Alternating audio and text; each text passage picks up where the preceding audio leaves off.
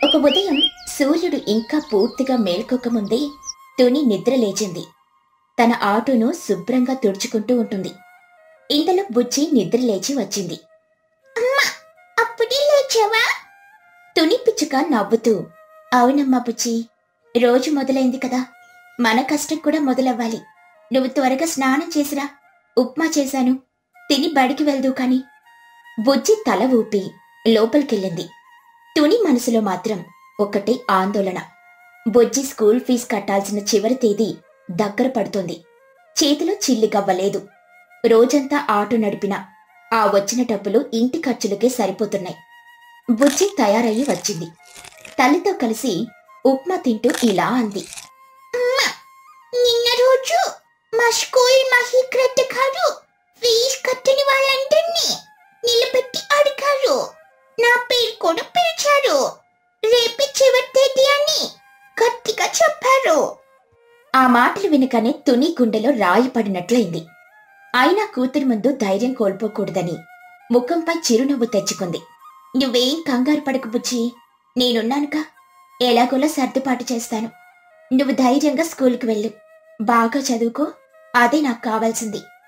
బుజ్జి తల్లి మాటలకు ధైర్యం తెచ్చుకొని సరేనమ్మా అని చెప్పి స్కూల్కి బయలుదేరింది. తుని కళ్ళల్లో నీళ్లు తిరిగాయి. ఈ దేవుడు నాకే ఎందుకిలాంటి కష్టాలిస్తున్నాడు? నా కూతురు ఆశలను నేను ఎలా నిలబెట్టాలి అని తనలో తానే మదనపడింది. ఆ రోజంతా తుని పిచ్చిదానిలా ఆటో నడిపింది. ఎండను వానను లెక్క చేయలేదు. మధ్యాహ్నం భోజనం కూడా చేయకుండా ప్రయాణికుల కోసం ఎదురు చూసింది. చోటు చిలుక అని ఒక దయగల ప్రయాణికురాలు తన కష్టాన్ని చూసి అనుకున్న దానికంటే 10 రూపాయలు ఎక్కువగా ఇచ్చింది. అమ్మా, చాలాసేపటి నుండి చూస్తున్నాను, ఎండలో చాలా కష్టపడుతున్నారు, ఈ కొంచెం డబ్బుతో మంచినీళ్లు తాగండి. తుని పిచ్చుక కృతజ్ఞతతో, చాలా ధన్యవాదాలండి, మీలాంటి వాళ్ళు ఉండబట్టే మాలాంటి వాళ్ళు బ్రతకగలుగుతున్నాం. కానీ ఆ రోజు వచ్చిన డబ్బులు కూడా ఫీజుకు సరిపోలేదు. సాయంత్రం ఇంటికొచ్చేసరికి బుజ్జి ముఖం వాడిపోయింది. స్కూల్లో మళ్లీ మహీగ్రద్ద గారు ఫీజు కోసం గట్టిగా అడిగారని, రేపు కట్టకపోతే పరీక్షలకు అనుమతించనని చెప్పారని ఏడుస్తూ చెప్పింది. బుజ్జి పిచ్చుక ఏడుస్తూ, ఫీజు కట్టకపోతే రేపటి నుంచి స్కూల్కి రావద్దన్నారు, నాకు పరీక్షలు రాయడానికి అవ్వదంటమ్మా. అయ్యో నా తల్లి, అంత మాట అన్నారా? నువ్వేం బాధపడకు, రాత్రంతా ఉంది కదా, దేవుడు ఏదో ఒక దారి చూపిస్తాడు. నువ్వు రేపు తప్పకుండా పరీక్ష రాస్తావు, ఇది నీ తల్లి మాట. ఆ రాత్రి తునికి నిద్ర పట్టలేదు. ఆలోచనలతో ఆమె మది సతమతమైపోతుంది. తనకంటూ ఆస్తుందంటే తాతల కాలం నాటి ఒక చిన్న ఇల్లు, ఈ ఆటో. ఇంటిని అమ్మేయాలనే ఆలోచన ఆమెను భయపెట్టింది. కాని కూతురు భవిష్యత్తు ముందు ఆ ఇల్లు ఒక లెక్క కాదు అని నిర్ణయించుకుంది. మరుసటి రోజు ఉదయాన్నే తుని ఆ ఊర్లో వడ్డీ వ్యాపారం చేసే చిచ్చుకాకి ఇంటికి వెళ్ళింది. చిచ్చుకాకి చాలా తెలివైంది, గడుసుది కూడా. చిచ్చు అక్క, కొంచెం మాట్లాడాలి. ఏంటి తుని, పొద్దున్నే వచ్చావు? అప్పు కావాలా ఏంటి? నా దగ్గర ఇప్పుడు ఇచ్చేందుకేమీ లేదు. తుని పిచ్చుక ధైర్యం తెచ్చుకొని, అప్పు కోసం కాదక్కా, నా ఇంటిని అమ్మాలనుకుంటున్నాను, నువ్వు కొంటావని ఆశతో వచ్చాను. ఈ మాట వినగానే చిచ్చుకాకి కళ్ళు మెరిశాయి. ఆ ఇంటిపై దానికి ఎప్పటినుండో కన్నుంది. ఓహో, అలాగా, ఇల్లు అమ్ముతున్నావా? ఏమైంది, ఇంత కష్టం వచ్చింది నీకు? అది నా కూతురు బుజ్జి 10వ తరగతి ఫీజు కట్టాలి, అందుకే. ఇంతలో లోపల నుండి మిమికాకి వచ్చాడు. అయ్యో పాపం, కూతురు చదువు కోసం ఇల్లు అమ్ముతోందా? చిచ్చు, మనం న్యాయమైన ధరకే కొనాలి. చిచ్చుకాకి భర్తను కసురుకుంటూ, మీరు ఊరుకోండి, వ్యాపారం వేరు, జాలి వేరు. చూడుతోని, నీది పాతిల్లు, దానికి ఎక్కువ ధర రాదు. 10,000 రూపాయలు మాత్రమే ఇస్తాను, ఎంతకంటే ఒక్క పైసా కూడా ఎక్కువ ఇవ్వను. అది చాలా తక్కువ ధర అని తునికి తెలుసు. కాని తనకి వేరే దారి లేదు. కళ్ళ నీళ్లతో, బరువెక్కిన గుండెతో ఆ ఇంటి పత్రాలపై సంతకం పెట్టి ఆ డబ్బు తీసుకుని బయటికి నడిచింది. ఇప్పుడు వాళ్లకు ఉండడానికి ఇల్లు లేదు. తుని నేరుగా బుజ్జి స్కూల్కెళ్లి ప్రిన్సిపల్ అయిన మహీగ్రద్ద గారి గది ముందు నిల్చుంది. మహీగ్రద్ద గంభీరంగా, ఎవరు కావాలి? నమస్కారమండి, నేను బుజ్జి పిచ్చుక తల్లిని, ఫీజు కట్టడానికొచ్చాను. మహీగ్రద్ద డబ్బు తీసుకుని రసీదిచ్చింది. కనీసం తుని ముఖంలోకి కూడా చూడలేదు. సరే, ఫీజు అందింది. బుజ్జిని పరీక్షలకు అనుమతిస్తాం. ఇక మీరు వెళ్ళొచ్చు. తునికి ఒక పక్క కూతురు పరీక్షలు రాస్తుందన్న ఆనందం, మరోపక్క ఇల్లు కోల్పోయానన్న బాధ. బరువెక్కిన హృదయంతో బయటకొచ్చింది. సాయంత్రం బుజ్జి స్కూల్ నుండి ఆనందంగా వచ్చింది. అమ్మా, నువ్వు ఫీజు కట్టేశావంట. థాంక్స్ అమ్మా. అసలు డబ్బులు ఎలా వచ్చాయి? తుని జరిగిన విషయం చెప్పింది. అది వినగానే బుజ్జి ముఖం చిన్నపోయింది. బుజ్జి పిచ్చుక బాధగా, అయ్యో అమ్మ, నా కోసం మన ఇంటిని అమ్మేశావా? ఇప్పుడు మనం ఎక్కడుంటామమ్మా? తుని తన కూతుర్ని దగ్గరికి తీసుకుని ధైర్యం చెప్పింది. పిచ్చి తల్లి, ఇల్లు పోతే పోయింది, ఇంకోటి కట్టుకోవచ్చు. కానీ నీ చదువు, నీ భవిష్యత్తు పోతే మళ్ళీ రావు కదా. మనకు మన ఆటో ఉందిగా, ఇకపై అదే మన ఇల్లు. ఆ రాత్రి తుని తన ఆటోను ఒక పెద్ద చెట్టు కింద ఆపింది. ఆటో పైకప్పు మీద 4 కర్రలు కట్టి వాటి చుట్టూ ఒక దళసరి ప్లాస్టిక్ కవర్ను కప్పింది. ఒక చిన్న గూడులా దాన్ని తయారు చేసింది. చూసావా బుజ్జి, మన కొత్త ఇల్లు. నువ్వు వర్షానికి చలికి తడవకుండా లోపల పడుకో, నేను పైన పడుకుంటాను. బుజ్జి కళ్ళల్లో నీళ్లు తిరిగాయి. తన తల్లి తన కోసం ఎంత త్యాగం చేస్తుందో అర్థమైంది. ఆ రోజు నుండి పిచ్చుక ఆటో ఇల్లు వారి నివాసమైంది. అలా కొన్ని రోజులు గడిచాయి. బుజ్జి 10వ తరగతి పరీక్షలు బాగా రాసింది. ఫలితాలొచ్చాయి. బుజ్జి స్కూల్ ఫస్ట్ వచ్చింది. ఆ వార్త విని తుని ఆనందానికి అవధులే లేవు. తన కష్టమంతా ఫలించినట్లు భావించింది. చూసావా బుజ్జి, నీ కష్టానికి ఫలితం దక్కింది. నిన్ను చూసి నేను గర్వపడుతున్నాను తల్లి. ఇదంతా నీ వల్లేనమ్మా. నువ్వు లేకపోతే నేను ఈ రోజు ఇలా ఉండేదాన్ని కాదు. ఆనందం ఒకవైపున్నా, బుజ్జి పై చదువులకు డబ్బులెలా సంపాదించాలా అనే కొత్త ఆందోళన తునిని వెంటాడడం మొదలుపెట్టింది. ఒకరోజు మధ్యాహ్నం ఆకాశం నల్లగా మేఘావృతమై ఉంది. ఉరుములు మెరుపులతో పెద్ద వర్షం మొదలైంది. తుని ఆటోలో ప్రయాణికుల కోసం ఎదురు చూస్తోంది. అప్పుడే రోడ్డు పక్కన ఒక ఖరీదైన కారు ఆగి ఉండడం గమనించింది తుని. దాని పక్కన లూసీ పావురం నిండు గర్భిణి నొప్పులతో విలువిలలాడుతుంది. ఆమెకు సహాయం చేయడానికని చుట్టూ ఎవ్వరూ లేరు. తుని ఒక్క క్షణం కూడా ఆలోచించలేదు. తన ఆటోను వేగంగా లూసీ పావురం దగ్గరికి పోనిచ్చింది. అమ్మా, ఏమైంది? నీకు సహాయం కావాలా?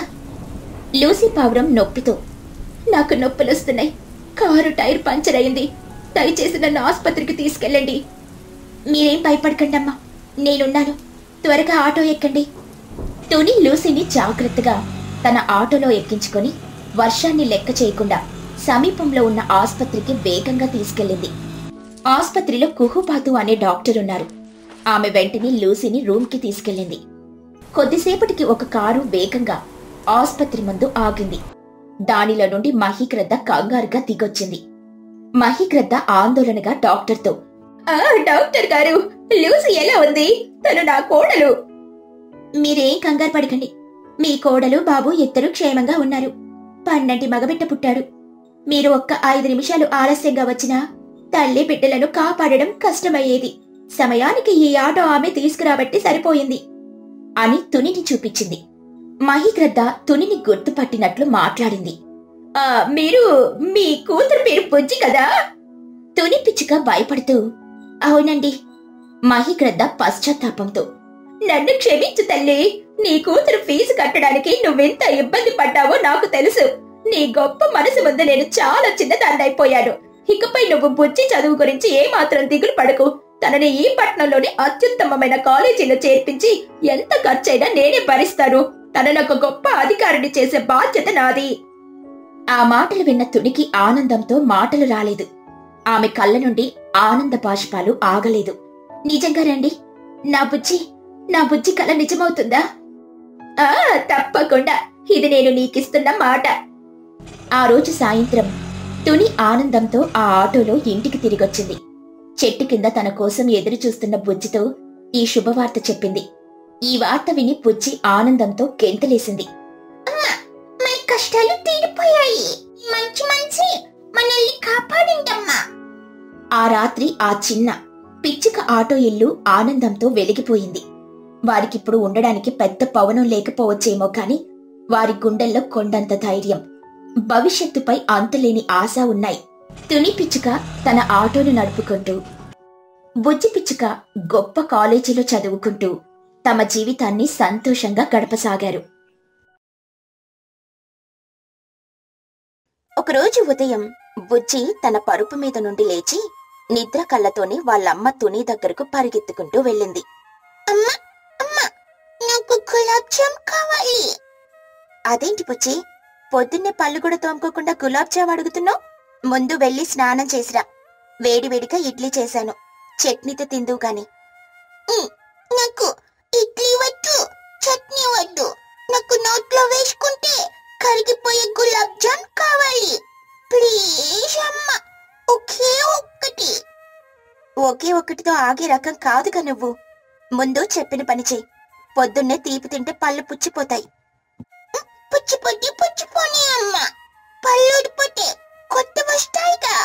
గులాబ్ జామ్ తినాలన్న నా కోరిక తీరకపోతే నా ప్రాణం పోతుంది.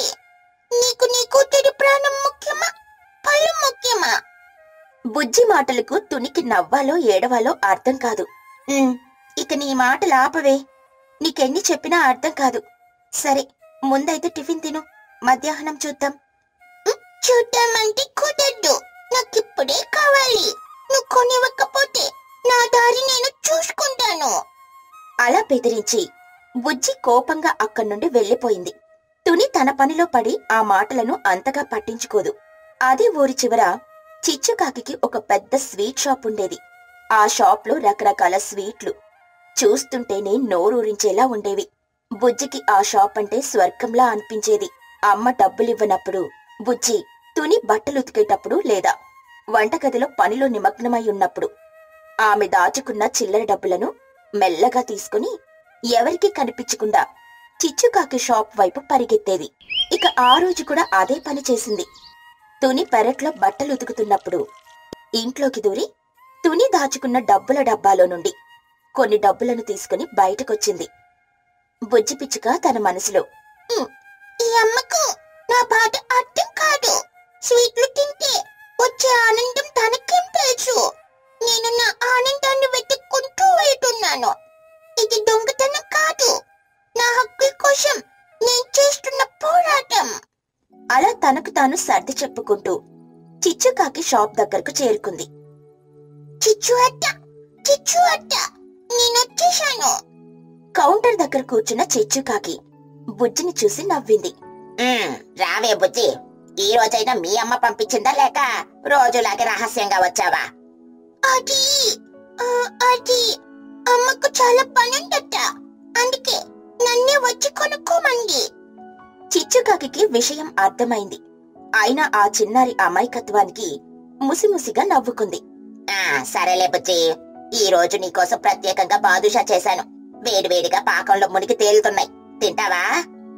బాదుషా పేరు వినగానే బుజ్జి కళ్ళు మెరిశాయి.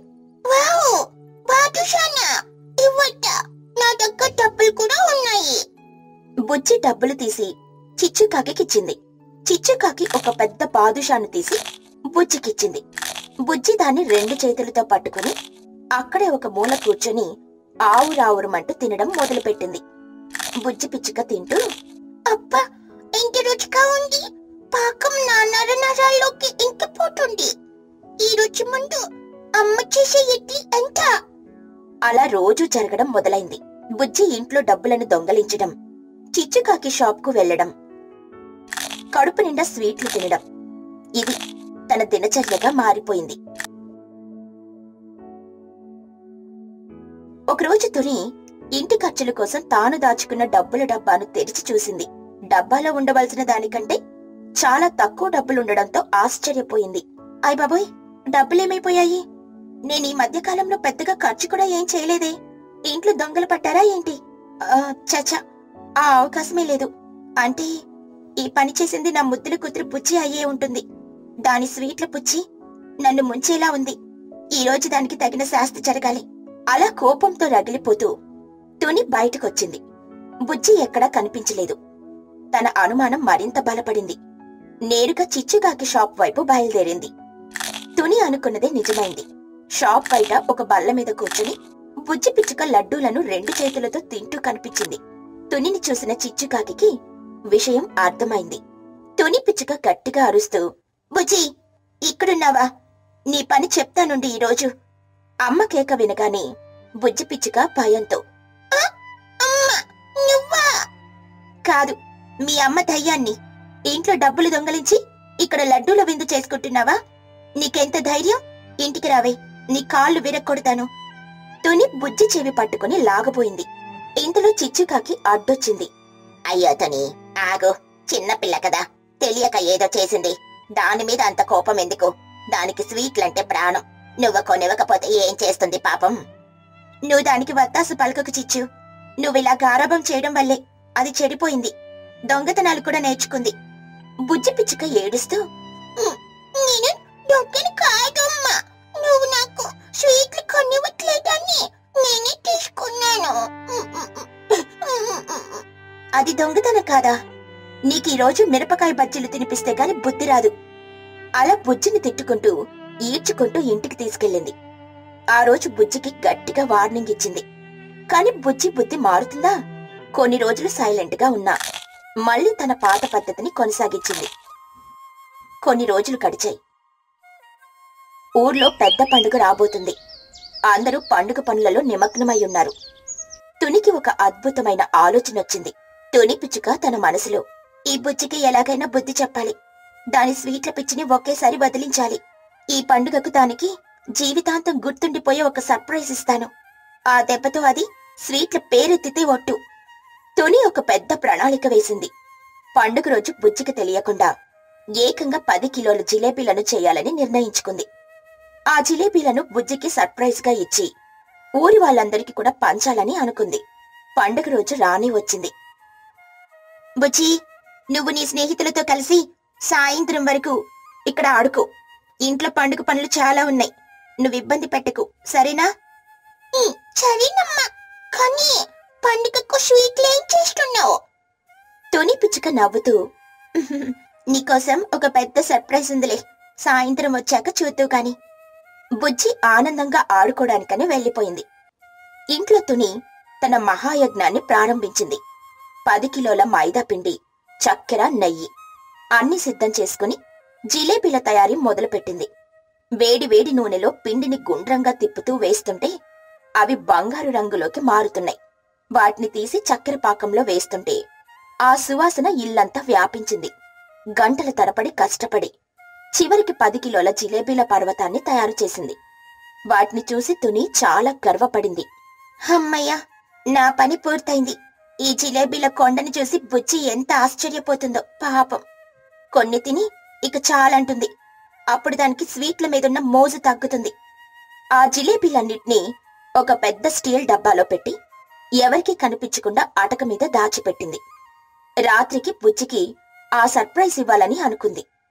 పండుగ కావడంతో పక్కింటి వాళ్లతో మాట్లాడ్డానికని తుని బయటికెళ్ళింది.